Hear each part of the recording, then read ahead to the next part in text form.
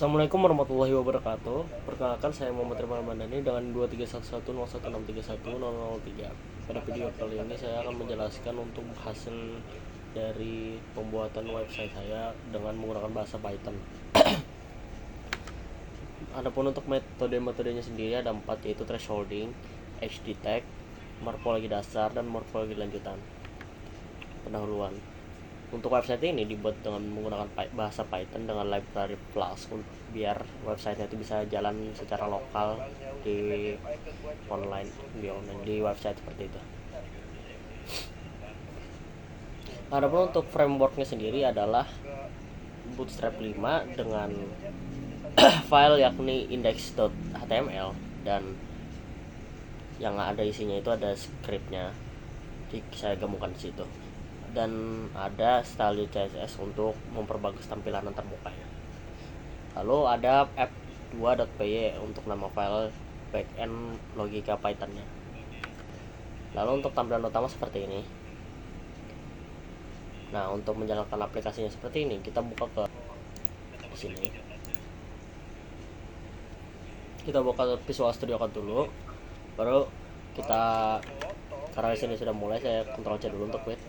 Saya ketik Python app2.py, enter. Nah, nanti akan muncul seperti ini. Nah, seperti itu untuk menjalankan aplikasinya. Tapi diingat, harus menggunakan Flask di bagian awal sini, Flask. Lalu untuk root foldernya sendiri ada beberapa, yakni ada static sama template. Dimana static itu isinya itu cuma style.css untuk memperbagus tampilan antarmuka user, dan ada templates dimana itu isinya itu ada untuk base servernya, base websitenya seperti ini. Seperti itu. Lalu ada edge untuk morfologi, untuk edge detection, ada footer untuk yang bagian bawah dari websitenya, contohnya di sini. Ada header ada header di bagian atas ini, home, threshold, edge detect, annotation dan deletion, serta morfologi lanjutan. Terus ada index untuk keseluruhan filenya, morfologi advance, morfologi lanjutan, ada morfologi biasa ini untuk morfologi dasar, threshold, dan upload form. Gitu. Lalu untuk yang pertama ada thresholding. Nah, thresholding itu salah satu metode segmentasi citra yang memisahkan antara objek dengan background dalam suatu citra berdasarkan pada perbedaan tingkat kecerahannya. Nah, di situ tuh contohnya tuh ada seperti ini. Di sini saya menggunakan threshold value di 134, maka hasilnya itu seperti ini. Untuk yang threshold value dan threshold outsu. Untuk threshold outsu sendiri itu tidak ada slider seperti ini, jadi langsung aja dia. Lalu selanjutnya ada edge detect.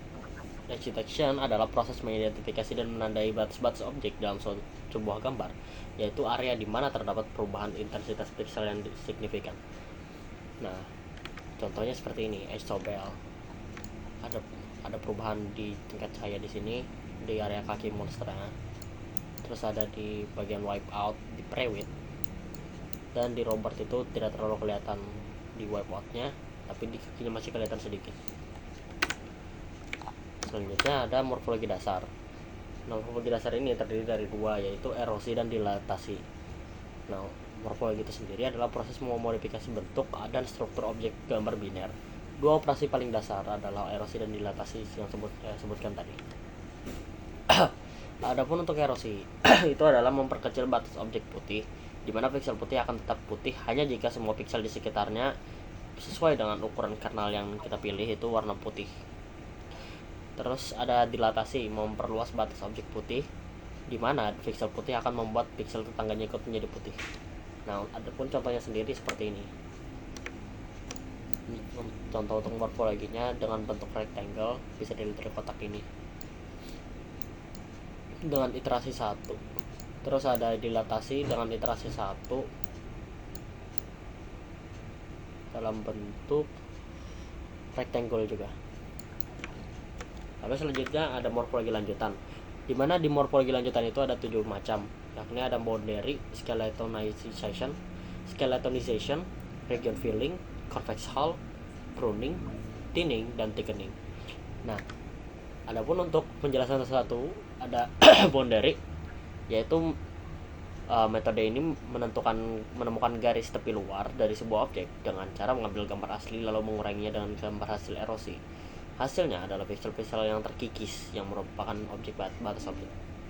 Lalu yang kedua dan ketiga ada skeletonization dan thinning, yang dimana mengurangi objek menjadi kerangka setebal 1 piksel yang tetap menjaga struktur utama objek.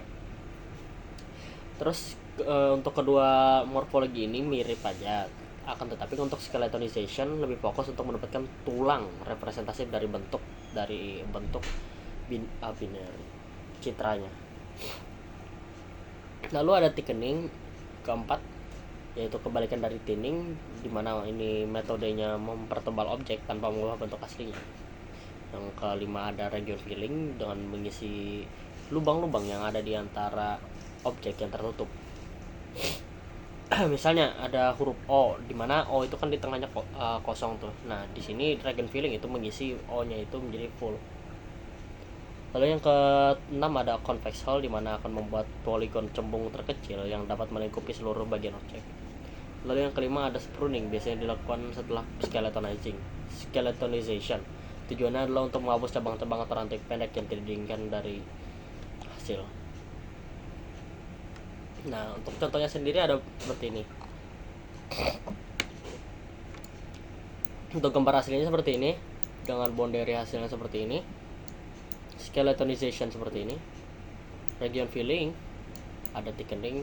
Nah, ini kan tebal nih jadinya. Terus ada pruning, jadi 1 piksel seperti itu. Terus ada thinning, dan ada convex hull. Nah, mungkin segitu saja dari saya. Terima kasih. Wassalamualaikum warahmatullahi wabarakatuh.